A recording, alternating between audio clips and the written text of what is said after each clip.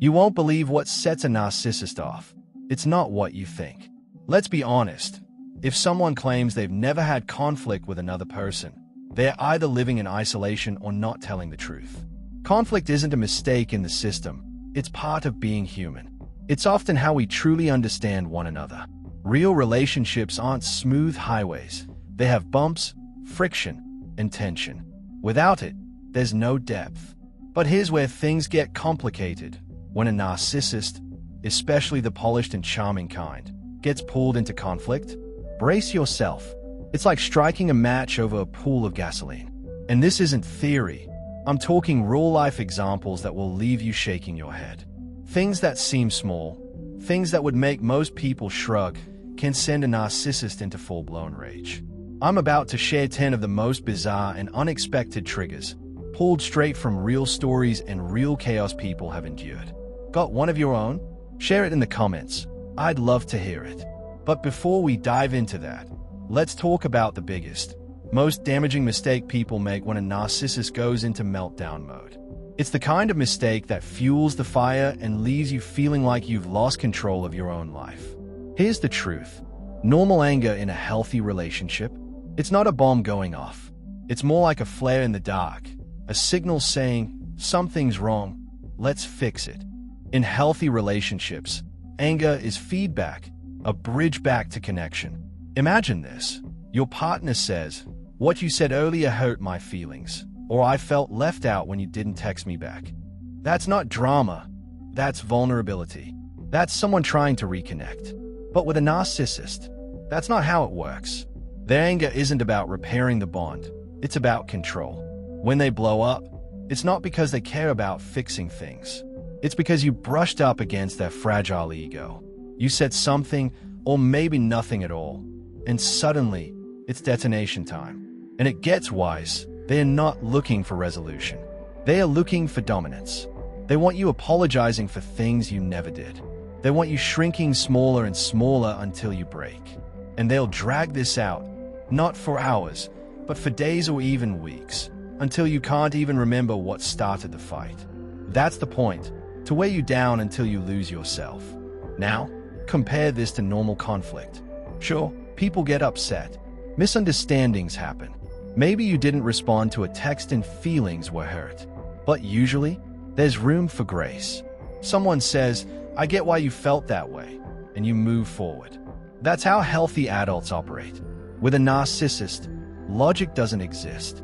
What feels trivial to anyone else feels like a personal attack to them. Their wiring is built on one obsession: validation. They need constant proof that they're the center of your world. And if they don't get it, they implode. And let me be clear, I'm not making excuses for narcissists. This is about understanding what's really going on so you stop blaming yourself. Because here's what usually happens. You start bending, twisting, and contorting yourself to keep the peace. You live in survival mode. You shrink just to avoid the next explosion. And little by little, you disappear. That's what narcissistic abuse does. It rewires your brain. Your nervous system stays on high alert, constantly scanning, constantly waiting for the next storm. And the longer it goes on, the smaller you feel. But here's something almost no one talks about. The narcissist, the one who seems so powerful, so untouchable, carries the same deep wound you do. The same raw shame. The difference? You turn that pain inward. You swallow it. You apologize too much. You bend to avoid conflict. But them? They won't touch that shame. Instead, they launch it at you like a missile. Because admitting it exists would mean admitting their perfect mask is fake. And that's a truth they can't survive facing. Their entire life is a performance. They live and die by image, by what others think. They've spent years polishing that mask until it gleams. But the moment anything threatens to crack it, they panic. They lash out, not to repair, but to punish you for daring to expose even a sliver of the truth. Here's the cruel twist. You think their rage is about you. It feels personal, but their fury has nothing to do with you. It's about them. Their fragile ego. Their rotting shame hidden under layers of perfection. Think of it like this. Their ego is like skin burned raw by the sun. And you brushed against it without even realizing. To you, it's nothing. To them, It feels like a blowtorch to the soul. So take a deep breath and let this sink in. It's not about you. It never was. Now, let's talk about the bizarre, ridiculous, are you serious, triggers that send narcissists spinning out of control. Get ready, because what you're about to read is eye-opening. Number 1 on that list. You're going to laugh when you hear this. Reading a book. Yes, that's it. You, sitting quietly, turning pages. Seems harmless, right? Not to a narcissist. To them, it's a 5-alarm fire. Why does something so simple push them over the edge? Because when you read, you're doing something they fear the most. You're growing. You're expanding your mind, investing in yourself, and you're doing it without their approval. And that's the issue. A narcissist needs to feel like the smartest person in every room, even when they're completely out of their depth. Their entire identity hangs on being the authority, the one you lean on for answers and validation. So when you crack open that book, they sense control slipping through their fingers. Suddenly, you're not locked in their mental cage anymore, and that terrifies them. Because what if that book wakes you up? What if it plants a seed that makes you question everything? What if you start remembering who you really are? To them, books are dangerous. They are rebellion bound in paper. And here's the sinister part. They won't come out and say, "Don't read." They are smarter than that. Instead, they'll toss out little digs. Another self-help book? How many of those do you need? Or they'll roll their eyes, sigh dramatically, make you feel silly for even trying. That's the strategy. If they can't stop you, they'll make you doubt yourself. Why? Because if you keep feeding your mind, you'll eventually outgrow them. And to a narcissist, independence is the ultimate betrayal. They don't want a partner. They want a puppet. So yes, reading might seem like nothing, but to them, it threatens the entire house of cards they've built. And guess what? It gets worse. Let's look at the next trigger. Number 2, your happiness. A big problem. Here's the truth. Narcissists hate seeing you happy. At least, not unless they can take credit for it. When you laugh at a text, dance in the kitchen, or simply radiate peace in your own little world, they feel control slipping away. So they kill the vibe. Maybe it's a cold stare, a guilt trip, or a sarcastic jab like, "Must be nice to have so much free time." And here's where it gets twisted. Stop smiling, stop dancing, stop reading, and suddenly that's wrong too. They'll hit you with, "What happened to you? You used to have hobbies." Classic double bind. Damned if you do, damned if you don't. Like emotional quicksand, it pulls you deeper. Number 3, other people. Not allowed. Friends, family, a healthy support circle. Forget it. Narcissists see every connection they can't control as a threat. If you're laughing with a friend, bonding with your sister, even texting someone they can't manage, brace yourself. The shift begins. They won't admit jealousy outright. Instead, they'll drip poison slowly. Are you sure that friend is really good for you, or something about them feels off? One seed at a time, they isolate you. Until one day, you wake up cut off from everyone who matters. And the few people left, they are loyal to the narcissist's mask, not the real you. Number 4, your success. Absolutely not. Earn a promotion, nail a big project, hit a personal milestone. Most people cheer for you. A narcissist doesn't. Your success is a mirror, and in it, they see every piece of themselves they hate. So they chip away at it, downplay it, or worse, twist it into selfishness. Wow, must be nice to only care about yourself. Feel that. That's your victory turning sour. That's joy getting stripped away in invisible cuts. Until you train yourself not to celebrate unless they approve. Not to feel proud unless they clap first. And here's the heartbreaking part. You won't even notice it happening. Number 5, joy. The ultimate threat. Happiness is fleeting. It's tied to moments. But joy runs deep. It survives storms. And for a narcissist, that's terrifying because they can't create it. They don't have it. So when they see you glowing from a place they can't touch, it's like holding a mirror to their emptiness, and that burns. Your joy wrecks their entire script. So what do? They dim your light. Drop bombs that make you doubt yourself. Why? Because if you stay bright, they feel small, and they can't handle that. And if you're in a romantic relationship with one, especially with kids, the darkness goes deeper. If your children adore you, trust you, look to you as their safe space, that's a full-blown threat to the narcissist crown. They'll chip away at that bond, rewrite the story, even pit your kids against you, all to keep their throne. Because for a narcissist, love isn't love. It's ownership. It's control. It always has been. Number 6, God help you if someone else likes you. Imagine this. You walk into a room, just being yourself, and someone notices.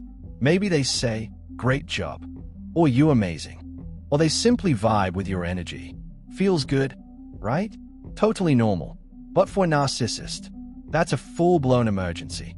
Not because they want people to dislike you, but because they need to be the only one who validates you. The second someone else acknowledges your worth, the entire power dynamic shifts. Suddenly, you're no longer the side character in their script, you're a lead, a rival. And narcissists, they don't compete, they dominate. So they go on the attack. Maybe it's passive-aggressive digs. Maybe it's that icy silence that says everything. Or maybe they smear the person who praised you. They are fake. They are just using you. You're too naive to see it. Sound familiar? It's all designed to drag you back down before you realize you deserve more than the crumbs they've been feeding you. Number 7, you get sick?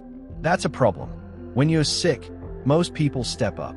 They offer help, comfort, even something small like, "Rest, I've got this." A narcissist, different story. Your illness pulls the spotlight away from them, and that's intolerable. Suddenly, the world isn't revolving around their needs. So instead of compassion, you get complaints. Instead of support, you get shame. Need a blanket? They give you blame. Say you're exhausted? They call you weak. Worst of all, they make you feel guilty for needing care. Why? Because your vulnerability reminds them they're not the center of the universe. And that tiny shift sparks their deepest fear. When that fear gets triggered, their rage ignites. Number 8, feedback. Don't even try. Everyone makes mistakes. Growth happens when someone says, "Hey, here's how to do better." But a narcissist, they can't handle it. Offer even the gentlest suggestion, and it's like hitting a live wire. Why? Because feedback pierces the mask they hide behind. You think you're saying, "Maybe we should have gone left instead of right." They hear, "You're a fraud. You've been exposed." That shame hijacks their brain, and suddenly it's Defcon 1. They attack. They blame. They burn everything down. Because admitting a flaw would mean admitting the truth. They're not who they pretend to be. And that's their ultimate nightmare. Number 9, thinking for yourself. Not allowed. In a healthy relationship, two people can disagree without the sky falling. You see blue. They see green. No big deal. That's what respect looks like. But with a narcissist, a different opinion isn't just a difference. It's treason. It cracks the mirror they use to see themselves. Because to them, you're not a separate person. You're an accessory, a reflection of their fantasy self. When your truth doesn't match their script, their control slips and the storm hits. Here's how absurd it gets. You're in the car. They blast the heat. Then they ask, "Are you hot?" You say, "No." They ask again and again, until finally, you cave. "Okay, maybe a little." And just like that, they're calm. Why? Because now your reality matches theirs. That tiny surrender bought peace, but it cost you a piece of yourself. Over time, those pieces add up. When peacekeeping turns into self-erasure. If you grew up in chaos, this feels familiar. You learned early that keeping the peace kept you safe. So as an adult, when a narcissist rages over something senseless, what do? You bend. You apologize. You whisper, "Maybe it's my fault." You regulate their emotions. Because if you don't, who will? But here's the truth. They love that. They need that. Narcissists never learn to manage their feelings. They outsource that job to you. You become their emotional janitor, cleaning every mess so they can stay in control.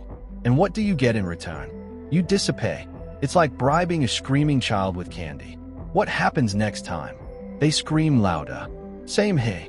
The more you soothe, the more they demand. They feel out of control. You pay. They need relief. You pay. They can't cope. You pay. And the cruel twist.